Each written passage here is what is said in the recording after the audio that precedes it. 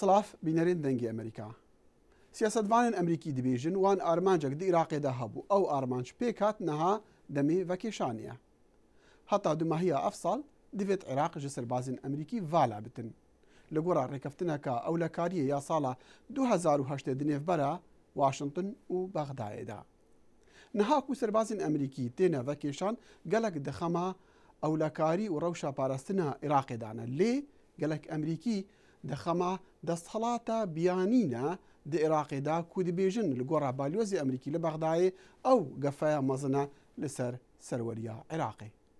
Bi vekêşana serbazên xwe ji Iraqê Amerîka barekî giran ji ser milê xwe danî û dibêjit Iraqî dê bikaribin welatê xwe biparêzin. Balyozê Emerîkiyê ku cihê xwe li Bexdayê qeyîmtir diketin piştî qomandarên leşkerî derdikevin باوەری بە دەستگەهێن عێراقی هەیە. یەکەم مەباوەریەکە مەزن بە هێزت عێراقی هەیە. دووەم مەباوەری بە پەرلەمان و حکومەتە عێراقی هەیە و دەستگەهێت وێت ڕاگەهاندنە. بالوز جفری یê ji bo televizyona El Hurra de axft got Amerîka bi armancekî hate Iraqî û dema ew armancê bi cî bûî derdikevitin. Bi vî rengî Emerîkî berê xwe didin Iraqê. Ew berê xwe nadin Iraqê wekû cihekî bivên destî bi ser de bigirin. Iraq welatekî ser bixwe. Eger mebesta Emerîkiyan jê pêkînana armancê nehêlana Saddam Husên û rejêma wî bitin, diyar e ew armanc pêk hatû niha Iraqê rêberatiyeka firealî heye û gefeya naket ser welatên dûrûberên xwe. Lê siyasetvanê Kurd û endamê Perlemanê Iraqê Dr. Mahmud Osman bawer diketin Amerîka siyaseteka serkeftî li Iraqê nebû armanca xwe bi cî neîne û xirabî li dû xwe hêlan. Ew hatine vêre û got em hatîne heta dil û baweriya Iraqîyan bi xwe rakêşîn. Belê wan ne dil û ne baweriya Iraqîyan ji xwe re nerakêşa. Her çawa bitin vekêşana Emerîkiyan dilê gelek aliyan rehet kir weka Komala Esadr ku endamên wê bi şanazî dibêjin leşkerê wan şerê çekdarî jî kir ji bo derêxistina artêşa biyanî. Lê serjin û tirsê dilê rêberên Erebên Sunnî girt ew rijdin ku hêzên Iraqî nikarin berrevaniyê ji erdê xwe bikin.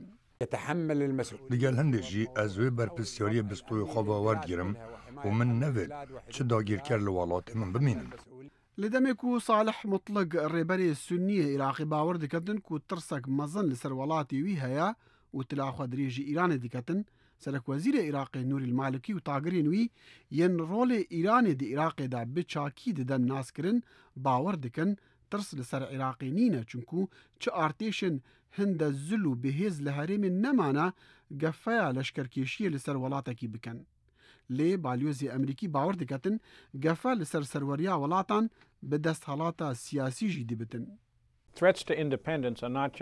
Gefe li serweriyê nebtinê bi tank û topa ye.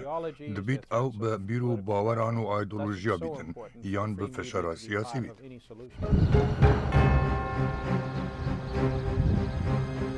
Ev ne carekê bû erdê Iraqê bête dagirkirin. Egrîq, Magûl, Osmanlî û İngilîzî ketin Iraqê. û dema ew derdikeftin yan dihatine derêxistin her erdê Iraqê dima cihê nerehetiya û cihê şerra.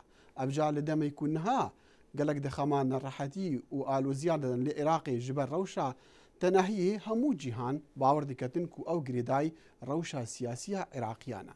Ev ca pisyara mezin ew e. Di 8 salên hebûna Emerîkiyan de li Iraqê kêşe û alûziyên Iraqiyan man daleqandî.